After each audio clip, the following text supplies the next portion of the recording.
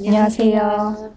네, 트렌드 코리아 TV 구독자 여러분, 오늘도 저희가 재미있는 내용을 많이 준비를 했는데요. 오늘 이 시간에는 한 박사님께서 나와주셨습니다. 안녕하세요. 네, 안녕하세요. 안녕하세요. 오늘 주제는 어떤 걸까요? 네, 오늘은 반려동물 관련된 네. 트렌드를 살펴보고자 합니다. 네, 우리나라가 정말 반려동물 전성시대가 되고 있는데요. 실제로 통계 자료에 따르면 4명 중에 1명이 이제 반려가구라고 네, 합니다. 여기는 강아지, 고양이 뭐 다 포함을 하는 거죠. 네, 맞습니다. 그래서 우리나라에서 이제 반려동물을 양육하는 가구를 따지면 600가구가 넘는데요. 주변을 보시면 요즘 반려동물과 함께 지내시는 분들이 참 많아지고 네, 있습니다. 맞아요. 그래서 이런 밈도 있었어요. 나만 없어 고양이 뭐 이런 네. 밈들 뭐 있으면서 굉장히 랜선 그런 반려가구뿐만 아니라 실제로 반려동물을 키우시는 반려가구들이 참 많으신데요. 이런 반려동물을 뜻하는 펫과 함께 요즘 경제가 붙어서 펫코노미가 굉장히 주목을 받고 맞아요. 있습니다. 그래서 이 국내 반려동물 관련 시장이 2023년 기준으로 봤을 때 8조 원에 달하고요. 그 규모가 매년 10%씩 성장을 하고 있습니다. 네, 10%씩 성장하는 시장 쉽지 않은데 맞습니다. 네. 굉장히 성장 속도가 빠릅니다. 네. 이 반려가구가 많아지면서 펫팸족 이런 말이 등장하기도 했어요. 네, 맞습니다. 이 반려동물을 가족 구성원으로 같이 여긴다라는 의미에서 펫과 패밀리의 합성어로 펫팸족이 등장을 했는데요. 이런 말 있죠. 가슴으로 낳아서 지갑으로 키운다. 네. 네, 이런 말이 있을 정도로 네. 이 반려동물과 가족 구성원의 경계가 허물어지고 있는 것이 이 펫팸족의 등장입니다. 여기서 주목하셔야 할 점은 반려가구가 늘어나는 것뿐만 아니라 이 반려동물을 정말 우리 가족 구성원으로 인식한다라는 점인데요. 실제로 20대, 2030 세대들 같은 경우는 반려동물에 지출하는 비용이 다른 세대에 비해서 압도적으로 높다 이런 결과도 있습니다.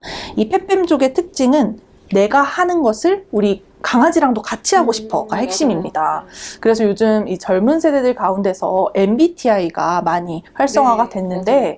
요즘은 DBTI라고 도그인가요? 네네. 네. 이 반려동물의 네. 성향을 분석하는 거예요. 아. 그래서 그 성향에 따라서 훈련도 시키고 네. 뭐 같이 노는 이런 식의 성향 분석도 많아지고 네. 있고요. 신기한 게 진짜 강아지도 성향이 있긴 있어요. 네네네. 네. 온순한 성향도 있고 좀 더 막 네네. 활발한 성향도 네네네. 있고 그래서 그런 것도 인기가 있고 또 AI 이미지도 우리 또 한동안 인기가 있었잖아요. 맞아요. 네. 그거를 이제 반려동물 AI 이미지 아, 하는 것도 또 네. 인기가 있으면서 네. 아 내가 하는 거를 우리 반려동물도 같이 하고 싶다 이런 니즈가 있는 거죠. 네. 실제로 퍼스널 컬러 진단하는 것도 네. 요즘은 멍스널 컬러라고 해가지고 아. 강아지한테 노란색 필터 이렇게 끼우는 거예요. 그럼 대보나요? 네네, 아, 대보는 네. 거죠. 그래서 우리 애는 노란색이 더 잘 어울리는구나. 웜톤이구나. 네, 네. 웜톤이구나 해가지고 그렇게 또 옷을 사주고 네.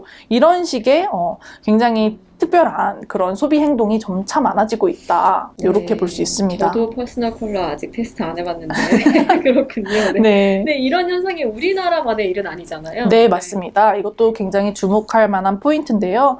우리나라뿐만 아니라 미국, 중국 이 다양한 나라에서 반려동물 관련된 트렌드가 꾸준히 증가를 하고 있습니다. 특히 미국 같은 경우에는 원래부터 반려동물이 많았던 나라예요. 맞아요. 그래서 관련 지출도 많았었는데 최근에는 이 미국에서도 주요 소비층으로 2030 세대를 꼽고 있어요. 그래서 이 반려동물을 사람과 같이 생각하고 자란 첫 세대가 이 2030 세대인데 이 세대는 최소 한 마리 이상의 반려동물을 기르고 있는데 반려동물의 건강이나 행복을 최우선시하는 그런 경향성이 많아지고 있다고 합니다. 또 중국 같은 경우도 이 지우링하오라고 해서 90년대생들이 굉장히 또 이슈가 되고 있는데 반려동물을 키우는 인구 자체가 이 세대에서 엄청나게 증가를 하면서 관련 시장이 또 활성화되는 그런 상황입니다. 전 세계에서 이런 트렌드가 나타난다고 하니까 이게 한국만의 일이 아니구나 이런 생각이 드는데요. 그러면 구체적으로 이제 국내에서 어떤 변화가 일어나고 있는지를 하나씩 살펴보면 좋을 것 같아요. 이 대표적으로 집 안에서 일어나는 변화가 어떤 게 있을까요? 네, 우선 집 안만큼 이 집을 고르는 것 자체부터 굉장히 중요한 포인트입니다. 과거에는 그렇지 않았는데 최근에는 반려동물을 키우시는 이 가정에서 내가 어떤 동네에서 살 것인가부터 굉장히 많이 고민을 하시더라고요. 여기서 말하는 집이 이제 강아지나 고양이의 집이 아니고 아니죠. 네. 같이 살 집을 말씀하시는 네, 거죠? 맞습니다. 주택. 네, 맞습니다. 그 통계청에서 살고 싶은 우리 동네라는 서비스를 실시하는데 내 뭐 가구 유형이라든지 내가 1인 가구인지 뭐 2, 3인 가구인지 아이가 있는지 있는지 없는지에 따라서 동네를 추천해 주는 거예요. 이것도 되게 재밌는 네. 서비스네요. 그런 서비스가 있는데 최근에 개편을 했어요. 그런데 요 생활 유형에 반려동물 가구가 추가됐습니다. 그래서 요거를 딱 누르면은 뭐 예를 들면 제가 뭐 안양시 어디에 사는데 그 동네 중에서 최근에 이 동물병원이 많다든지 아니면 뭐 공원이 있는지 이런 것들을 다 지표로 분석을 해서 이 해당 지역에서 반려동물과 얼마나 살기 좋은지 그런 것들을 알려주는 서비스가 또 인기를 끌고 있습니다.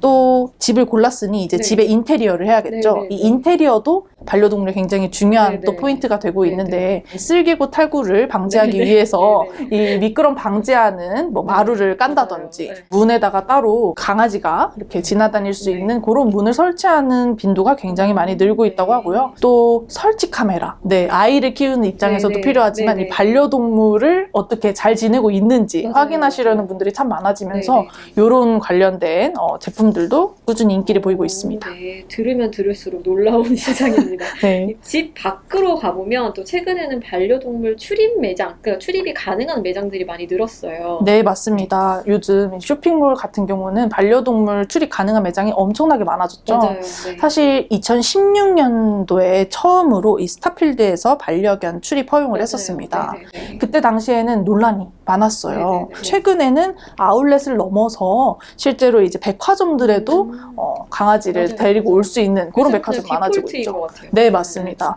그러다 보니까 이제 관련 매장들도 많아지고 있는데 최근에 아주 따끈따끈한 사례로 올해 초에 스타벅스에서 드디어 반려동물 동반 매장이 처음으로 국내에 상륙을 했습니다. 2024년에. 네네. 그래서 사실 미국 같은 경우는 그 전부터 이미 많았죠. 뭐 그렇죠. 퍼푸치노라고 네. 해가지고 네, 네. 강아지가 먹는 커피가 있고 뭐 성인이 먹는 커피가 있고 이런 식으로 많았었는데 국내에는 사실 거의 없었습니다. 그런데 이번에 오픈한 매장에서는 반려동물 전용 의자에 앉힙니다. 그리고 같이 커피를 마셔요. 그리고 배변 봉투 이런 것도 서비스가 아주 잘 되어 있어요. 그래서 오픈하자마자 1,500명이 방문할 만큼 엄청나게 인기를 끌고 있는 거죠.